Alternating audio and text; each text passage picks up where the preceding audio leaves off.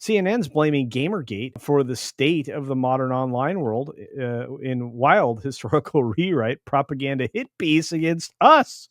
Which Us, really bro. tells you just how poorly CNN must be doing. Because I'm here to tell you, of all the things happening in the world that CNN could cover, they're about 7 years late to want to talk about Pizzagate. I don't think this was pizza, but wait a minute. I thought you get to eat pizza when you play games. no, Man, you do, but that's not what Gamergate was. See, Pizzagate's a whole other thing that CNN, neglected to cover in an honest way. But that was years ago as well. Let's just get into the I fact want to that talk about Sodagate. That's the new thing. CNN, that's what you need to be talking about. Sodagate.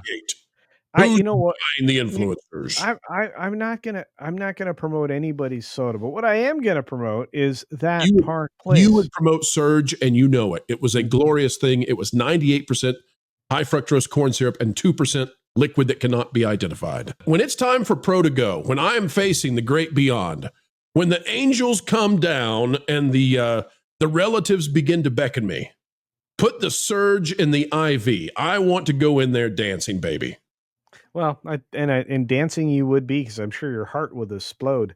But CNN's actually they're actually rewriting history. They want you to believe, Pro, that the online movement from 2014 over video game urinalism is responsible for virtually every controversy of the last decade. I see Pasta Gate is down in there. Look at that. They did include it. I wasn't so far away.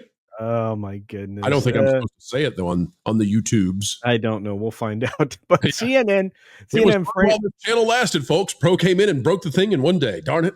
It's fine. It's fine. But CNN frames Gamergate not as a call for transparency in media, but as the spark for a supposedly ignited a digital wildfire engulfing everything from social platforms to politically correct movements. No, they were trying to push PC garbage forever. But let's be clear. Ooh, look out, Marvin. Marvin says this CNN article isn't about informing the public. It's about reshaping a narrative to paint a specific group as the origin for every cultural issue of the day, which isn't true.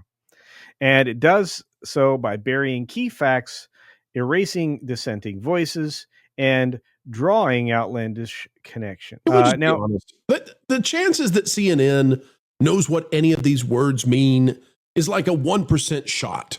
The higher probability is that when CNN thinks of the word Gamergate, they believe it refers to deep throat playing Monopoly inside the Watergate Hotel. Like they don't know what this is. They have no idea. It's just a word salad for them.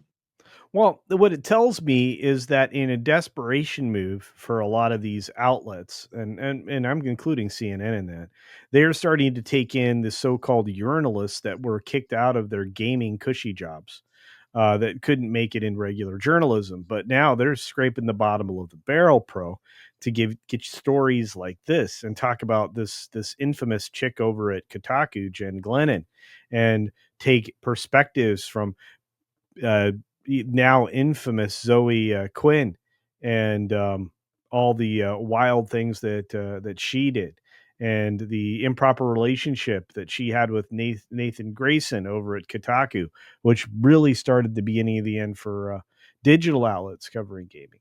So I think that it's really important for everybody who does have a VIP membership to go over and read this article, much like we do with everybody else who has a what we call it, a wall, a paywall.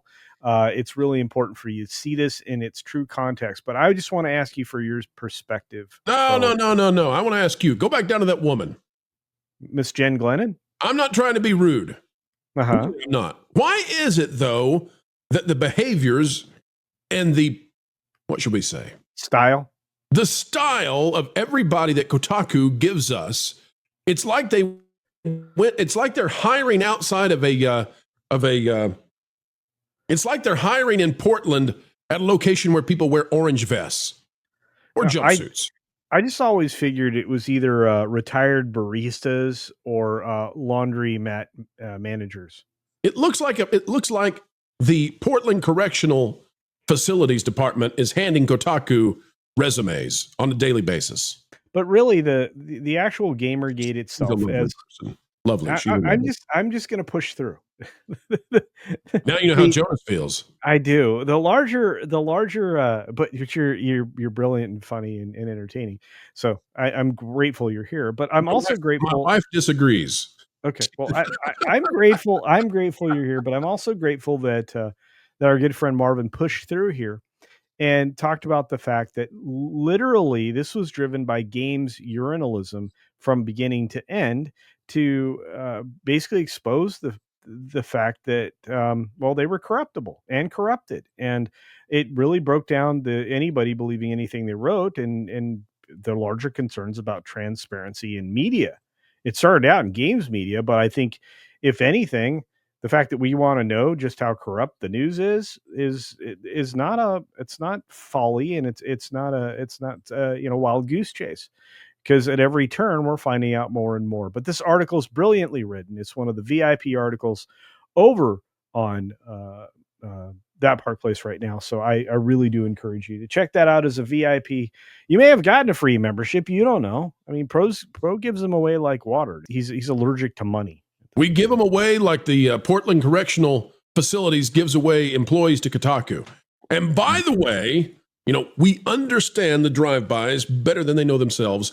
Folks, the question is Kotaku and are these CNN jabbersmackers, are they only there because they're getting funds from governments that we do not yet even know about? That's the question. Listen, there's plenty of doubt now after the French connections with Oh Sweet Baby, as well as USAID and Politico and the New York Times and all of that. It just, everything now involves skepticism as to where the money's coming from. Yeah.